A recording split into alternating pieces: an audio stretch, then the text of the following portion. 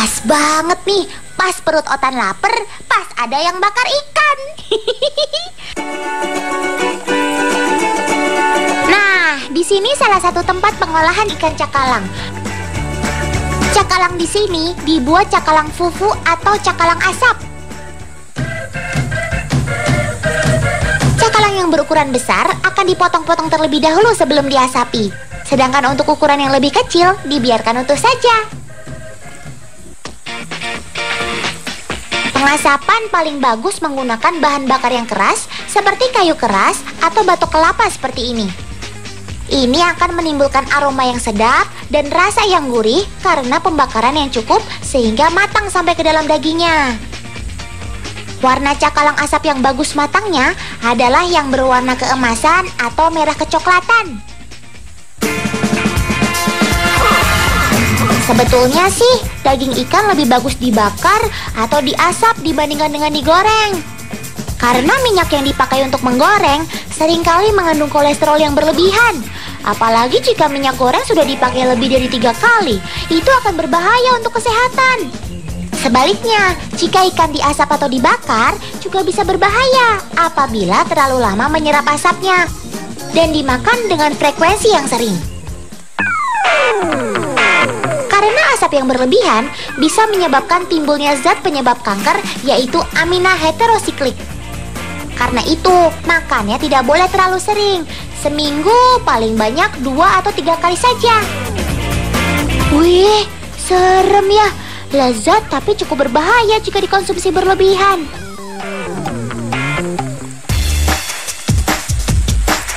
Dan pengawetan dengan cara diasap ini hanya tahan paling lama seminggu saja. Cakalang fufu ini sudah siap dimakan loh.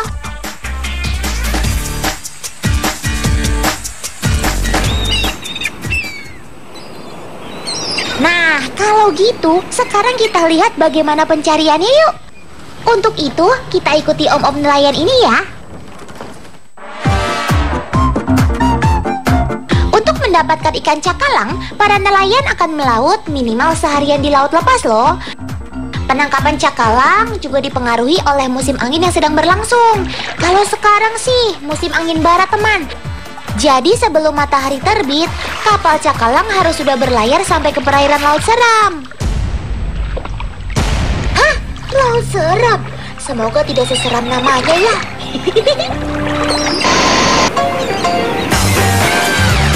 Mencari ikan cakalang tidaklah mudah teman. Nelayan harus mengamati arus. Soalnya karakter hidup ikan cakalang itu melawan arus.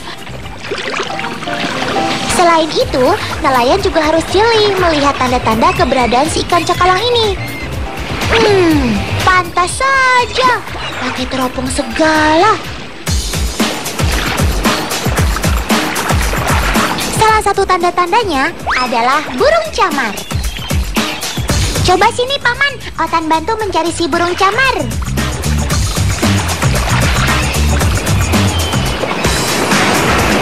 Teman-teman pasti tahu, si burung camar yang masih satu keluarga dengan burung dara laut ini suka sekali makan ikan. Nah, kalau ada sekelompok burung camar di suatu lokasi, pastilah di situ juga terdapat banyak ikan. Nah, itu dia. Ayo, pancing cakalangnya, paman.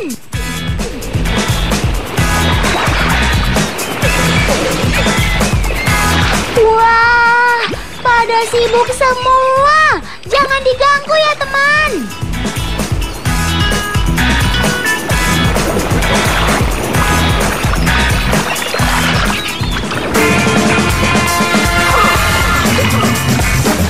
Cara memancing cakalang pun unik loh.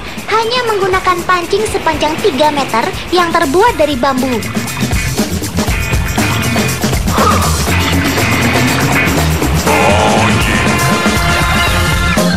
Umpan tidak diikatkan pada kail, tapi umpan disebar pada bagian kiri dan kanan kapal. Menyebar umpannya harus cepat-cepat supaya si ikan cakalang tidak kabur. Selain pemancing dan penyebar umpan, ada juga yang bertugas sebagai penyiram air pada bagian kiri kanan kapal. Air yang disiram ini berguna untuk membuat penglihatan ikan cakalang menjadi buram sehingga memudahkan saat memancing. Ikan cakalang hanya akan melihat si ikan teri buruannya. Begitu hap saat menangkap teri, kena deh.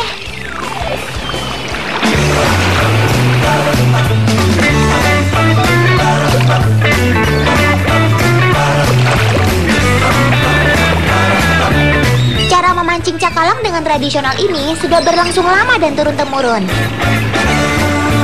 Diperlukan keahlian khusus dalam memancing ikan cakalang. Tidak asal tarik, teman, harus sigap dan cekatan.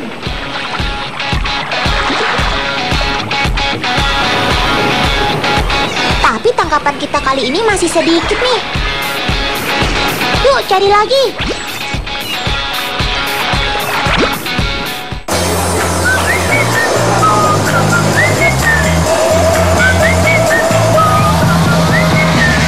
Wih, kakak ini sedang buat apa?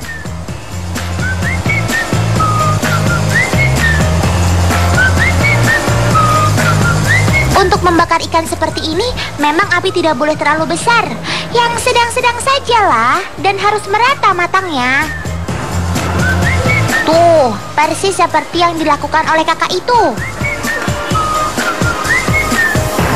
Dan tunggu deh beberapa menit.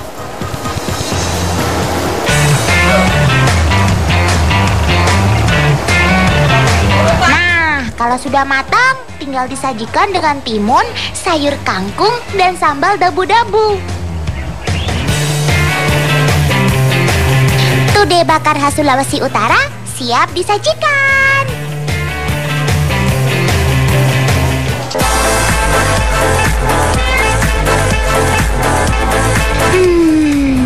Nyam nyam nyam. Otan sampai ngiler liatnya. Mana baunya harum banget lagi. Oh ya, kalian tadi dengar nggak Otan bilang ini ikan apa? Iya, betul banget.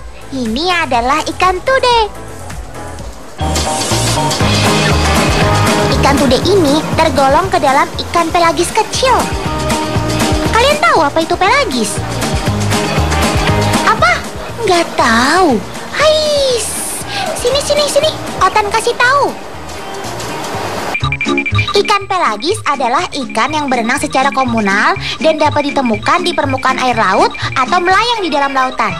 Dan ikan pelagis ini terbagi menjadi dua loh. Ada ikan pelagis kecil seperti ikan tude, tongkol, kembung, dan sebagainya. Dan ada pula ikan pelagis besar seperti cakalang, tuna, dan masih banyak lagi. Kira-kira kalau ikan pelagis imut ada nggak ya?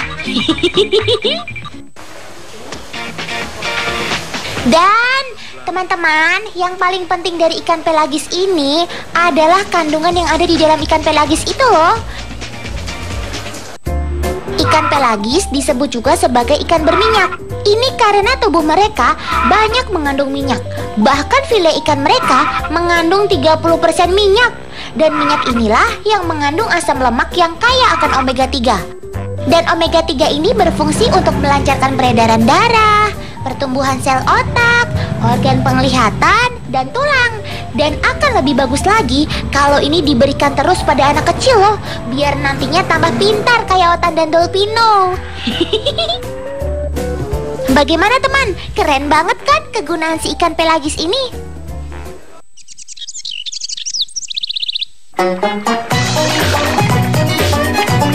Nah, kalau gitu, sekarang kita lihat bagaimana pencariannya yuk. Teman, sekarang Otan sedang ada sama Om Dance dan adiknya nih. Mereka ini adalah nelayan ikan-ikan pelagis loh. Dan kita pergi melaut saat matahari baru mau muncul. Ayo Om, kita cari yang banyak ya.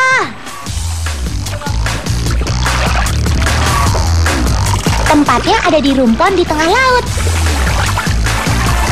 Wah, ternyata sudah banyak yang sudah duluan mencari ikan.